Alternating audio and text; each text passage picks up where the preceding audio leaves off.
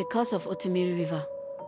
The village of Otamiri was a place of beauty and abundance, known far and wide for its fertile soil and thriving crops.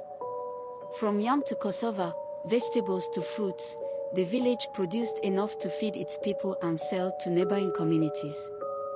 But underneath this prosperity lay a dark secret. Every 6 months, the river that snaked through the village demanded a child as a sacrifice. The river was said to be ruled by a powerful goddess, and she accepted no negotiations. No one in Otamiri knew the exact day or time when the sacrifice would occur. It always happened when children went to fetch water. One moment, the river would seem calm and inviting; the next, a child would vanish beneath its surface, never to be seen again. The villagers would hear a loud cry echoing from the water, followed by a haunting silence. And then the pain and mourning would begin. King Namdi, the ruler of Otamiri, felt the weight of this curse more than anyone else. He told the villagers that the sacrifices were the will of their ancestors, a price they had to pay for the blessings of fertile land and abundant harvest.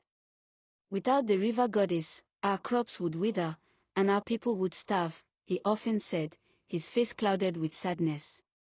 For years, the people of Otamiri accepted their fate. They built their lives around the curse, keeping their children away from the river as much as they could. But no matter how careful they were, the goddess always claimed her sacrifice. The pain of losing a child was unimaginable, yet the villagers clung to the belief that their suffering ensured the prosperity of the land. One fateful morning, everything changed. Prince Obina, the only son of King Namdi, decided to go fishing at the river. Obina was a lively boy, full of energy and loved by all in the village. His laughter was like sunshine, brightening even the darkest days. He had heard the stories of the river goddess but believed he was safe. The goddess only takes children fetching water, he told his friends. Fishing is different. As Obina cast his net into the river, the water seemed unusually still. The other boys who had followed him to the riverbank felt a chill in the air. Suddenly, the calm surface of the river erupted. A powerful force dragged Obina into the water. He screamed, but within seconds, he was gone. The news spread like wildfire. The village was thrown into chaos.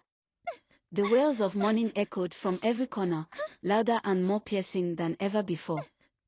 The king, who had comforted so many grieving parents over the years, now felt their pain firsthand. He locked himself in his hut, refusing to eat or speak. It was a Black Friday in Otamiri, a day that no one would ever forget. The villagers gathered in groups, discussing the tragedy in hushed tones. How could the goddess take the prince, the future king? Was this a punishment, or was it a sign that the curse would never end? After days of mourning, King Namdi emerged from his hut. His face was pale, and his eyes were swollen from crying, but there was a new resolve in his voice. Enough is enough, he declared. We can no longer live under this curse. We must fight back, even if it costs us everything. The king summoned priest Chidi, the village spiritual leader. Chidi was a wise and devout man who had guided the villagers through many challenges. The king knelt before him and begged, "Help us, Priest Chidi. Find a way to end this curse." Priest Chidi nodded solemnly. "We will seek the face of the Almighty," he said. "Gather all the villagers. We will fast and pray for 3 days. Together, we will call on a power greater than the river goddess." The announcement spread quickly, and every villager prepared for the 3 days of fasting. Even the children joined, determined to play their part in saving their village. On the first day, they gathered at the village square, singing songs of hope and faith. Priest Chidi led them in prayer, calling on the Creator to deliver them from the curse. On the second day, the villagers felt a strange sense of unity. For the first time in years, they weren't divided by fear or grief. They were united by a shared purpose. They held hands and prayed with more fervor, their voices rising like a mighty wave. On the third day, the villagers marched to the river. They carried drums, flutes, and pots of anointing oil. As they reached the riverbank, the air was thick with tension. The water seemed to ripple with anger, as if the goddess knew what was coming. Priest Chidi stood at the edge of the river, holding a large gourd of anointing oil. He raised it high and shouted, "Oh, river goddess, we are no longer your slaves. We call on the Almighty to break this curse and set us free." He poured the oil into the water, and the villagers began to sing and pray with all their might. The river roared like a wild beast, its waves rising high and crashing down. The villagers held their ground, refusing to back away. Suddenly, the water became calm.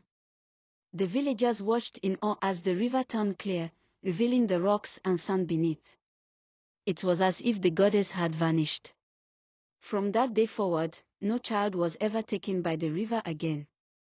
The villagers were overjoyed. They danced and sang, celebrating their freedom. The king declared a day of thanksgiving, and the people praised Priest Chidi for his courage and faith. Years passed, and Otamiri continued to prosper. The villagers became even more devout, praying and giving thanks for their blessings. The curse of the river was now a distant memory, a story they told to remind themselves of the power of unity and faith. King Namdi, though forever grieving the loss of his son, found peace in knowing that Obina's sacrifice had brought freedom to the village. He often stood by the river, watching the children play and fetch water without fear. The river, once a symbol of sorrow, had become a symbol of hope. And so, the village of Otamiri thrived, its fields lush and its people happy. They had learned that no curse was too powerful to break, as long as they stood together and believed in something greater.